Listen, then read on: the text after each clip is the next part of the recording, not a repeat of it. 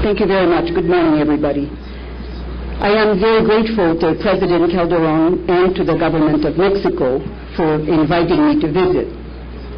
I was pleased to meet with the President, with many government ministers, justices of the Supreme Court, the presidents of the Chamber of Representatives and of the Senate, as well as other members of those bodies, both Senate and Chambers of Representatives, and I met also with representatives of the diplomatic community.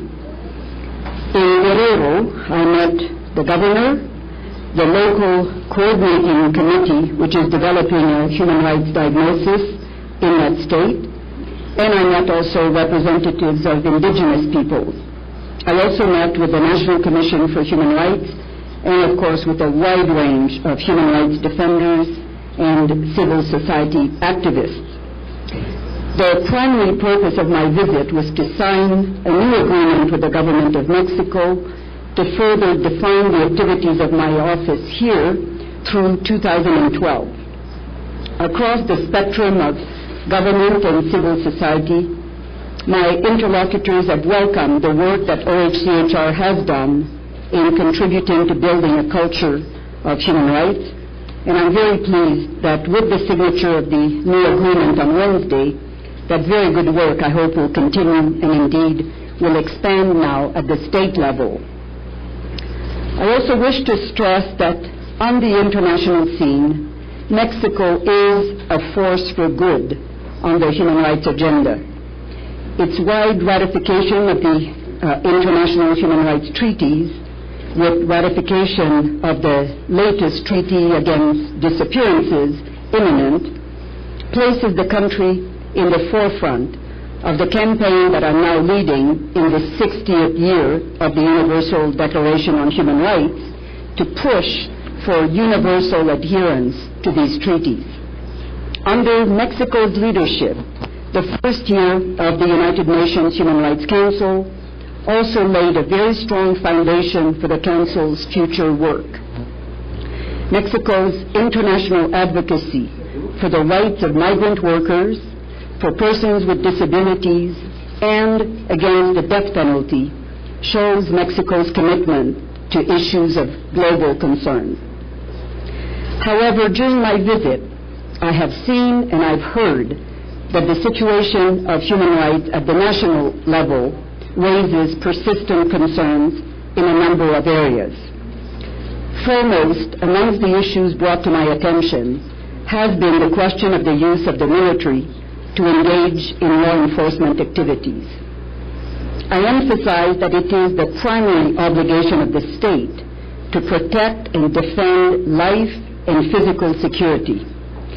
In a situation of serious challenges to the state's authority from heavily armed organized criminals and severe deficiencies in law enforcement agencies, including widespread corruption, I acknowledge the dilemma faced by the authorities in discharging their responsibility to protect.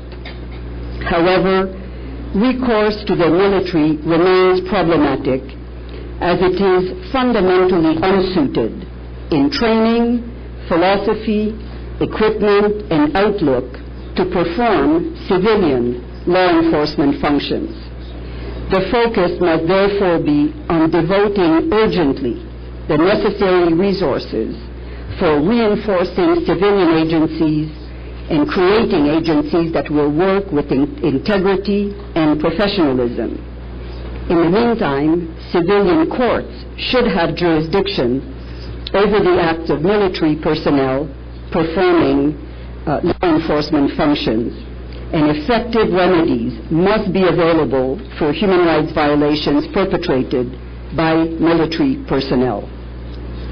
A second major issue for the country at this time is the process of reform of the Constitution and the criminal justice system. I call on the government and legislators to ensure that international human rights norms adopted and affirmed by Mexico in the treaties that it has ratified are given constitutional rank and are applicable as supreme law in proceedings before the court. Courts must also have the power, the means, and the will to provide effective redress for violations of human rights. As became very clear to me during my visit to Guerrero, part of this reform must also be to devise appropriate means in a federal system to ensure that human rights receive equal protection throughout the country, including at state levels. The local diagnosis that my office is undertaking in some states with local actors are, in my view, an important step in that direction. Other issues that have been raised during my visit concern limits on freedom of expression and assembly. The concentration of media power into a few hands strongly suggests the need for greater pluralism and greater protection of the diversity of views necessary in a healthy democratic society. Unsolved killings and abuses of journalists contribute to a climate of impunity that chills free speech. Similarly, there needs to be a genuine space for expression of social protest and dissent by civil society. Finally, as throughout Latin America, the very high levels of poverty call urgently for greater use of the country's impressive economic resources to ensure the full enjoyment of the rights to health, education, housing, work, and social security for all.